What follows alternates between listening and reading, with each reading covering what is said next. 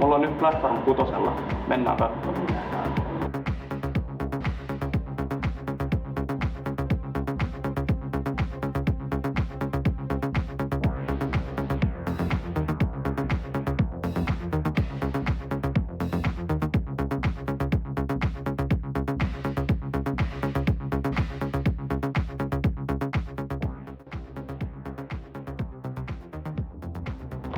Hei. Peremmälle vaan. Welcome to production. Hei. Kiitos. Joo, moi. Moi, mä oon Mä oon Antti ja hei. Ja hei. Me ollaan tosiaan täällä näin, mitä me tehdään täällä ja miksi me ollaan täällä Platform 6. Se on ainakin ihan hyvä kysymys, että mulle tuossa hyppäsi Jussi sattui mun muistutus sähköpostista, että tänään oli tapahtuma ja mä oon tässä kerännyt aika paljon niitä mun johtolankoja, että mihinkä tää tapahtuma tänään perustui, mutta jos ihan rehellisiä ollaan, niin sun pitää ehkä muistuttaa vähän mua, että mistä tänään oli kyse. Joo, tosiaan VR-lasit ja opiskelu ja Printmaster XR. Te ootte sitä peliä kyhännyt. Hei, aivan totta.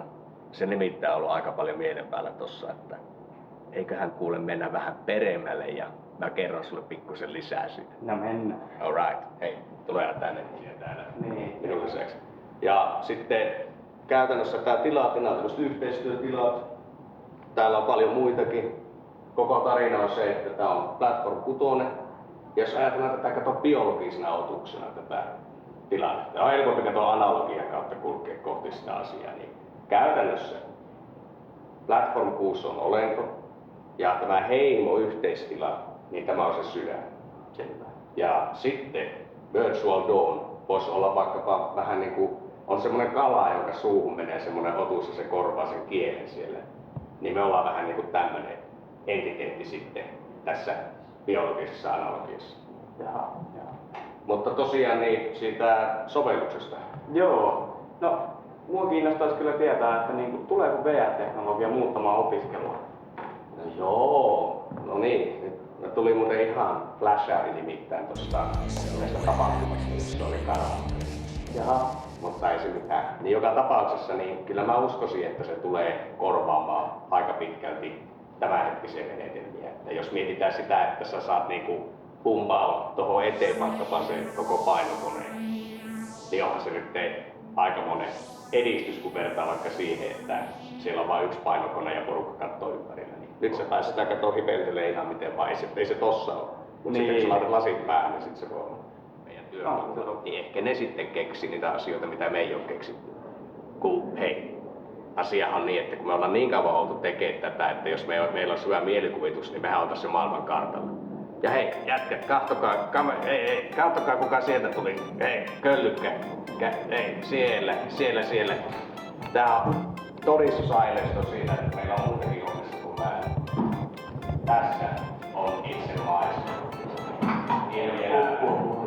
Ei oo puppua puhuttu. Mennään hyökkäämään paikan päälle ja jotain kiinnittämään meidän sankarin tuolle. Terve vaan. Hyvää päivää. Ei, sä oot elossa. Se on muutenkin hyvä. Kyllä. Mä olin vähän huolestunut jo. Tää ilo ja onnen päivä. Joo. Mä tulin kesken haastattelun vissiin. Joo, sopivasti paikalle pääsit. Nyt saatiin niin Pyrkin paikalle ja kiinnostaisi tietää, että sä oot niinku itse koodaaja tässä, että niinku, miten peli edistyy Printmaster XR? No siis hirveä kiire on koko ajan. Itse asiassa niin melkein pitäisi tässä tälläkin hetkellä koodata eteenpäin ja asioita. Mutta edistyy kyllä hyvää tahtia. Se on hyvä kuulla. Hei, anteeksi. Oho. Tää moi Pyry. Moi, Susta ei terve. kuulunutkaan kuukauteen yhtään mitään. Mitä sä oot No tehnyt? joo, on tää edistynyt ihan varmasti. Mä lupaan kyllä. Siis- Tiedätkö sä kuule, kun meidän aikataulu nyt meinaa vähän pissiä tässä kohtaa. Pitäis näitä ohjeistuotteitakin nyt tilata. Katon nyt. Oho, onpa hienoja muuten, Että Hyvä, että sillä saralla asiat menee eteenpäin. Täälläkin kyllä tulee tuloksia. niitä peli on tulossa, vaikka meillä arvat on jo niinku tilaus. Okei, kiitos. Alfa 0.1 versio on jo valmis. Selvä. Ei, vitsi Pimpula, ihan muakin alkoi ressaamaan jo. Ilmeisesti täällä siis on hyvin niinku tiukka aikataulu, niinku, että Kyllä, näin on. joo. No mä voin tavallaan se mun homma on omalla tavallaan, niin kuin, no jos sanotaan näin suoraan, niin aikatauluttaa nämä jutut, mutta mulla on semmoinen filosofia ollut, että kun mä oon lukenut mies, niin Einsteinilla oli suhteellinen aikateoria. Niin mä sovellan sitä täydellisesti näihin meidän projektiaikatauluihin. Että jos ajatellaan, että aika on suhteellista, niin jos mietitään niin kuin lineaarisuutta, tai sitä on sunkin kanssa juteltu, niin siinä aikajanallahan voi liikkua niin kuin edestakaisin. Joo, kyllä se tuntuu, että tässä on tehnyt viikon aikana ainakin kuukauden verran hommia. Ja mä olin ihan varma, että mä kloonasin itteni kerran. Oli nimittäin, mä olin teidän kanssa palaverissa, niin mä olin siellä monta kertaa siinä Teamsissa. Mä olin siellä monta Antti Martikasta.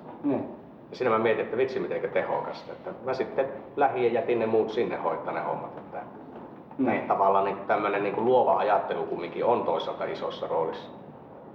Virtuaalidangella vissiin niin kun oli vähän ihmeellisiä nämä työajat, niin haluaisitko kertoa niistä vähän enemmän? Ehkä. Pyry, nyt tänne. Nyt.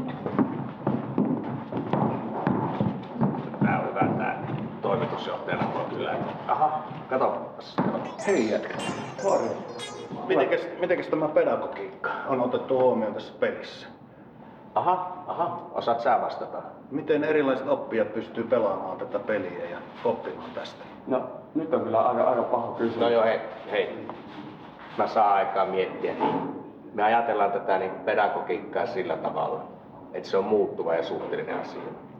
Ja sitten vähän niin kuin jos ajatellaan, että sulla on hirveän terävä miekka, mutta jos kukaan ei halua sitä käyttää, niin eihän sillä terävällä miekalla tee mitään.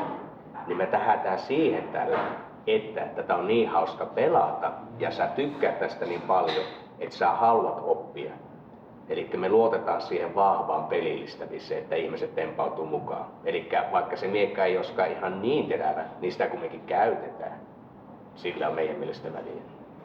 Hyvä vastaus. Siinä tuli tässä pikku kiire, niin Hei! Mitäs se meidän projekti? Se kyllä pärjää, hyvin pärjää. Ei Pyry. Nyt on sellainen homma, että meidän on pakko saada niin kuin, tätä asiaa nyt eteenpäin. Siis osat 1 ja 2 on niin kuin, oltava valmiina niin kuin tunnin päästä. Joo. Kyllä Alfa 0.5 on jo valmiina. Kyllä tästä päästään eteenpäin. Että No hyvä, koska mun on pakko nyt soittaa tuolle Holstille, että... anna mun tunti vaan, niin tää 40 kyllä selviää. 40 minuuttia, sitten on opiskelijat odottaa. Seuraava setti pitää olla jo tuotannossa. Selvä. Okei, kiitos.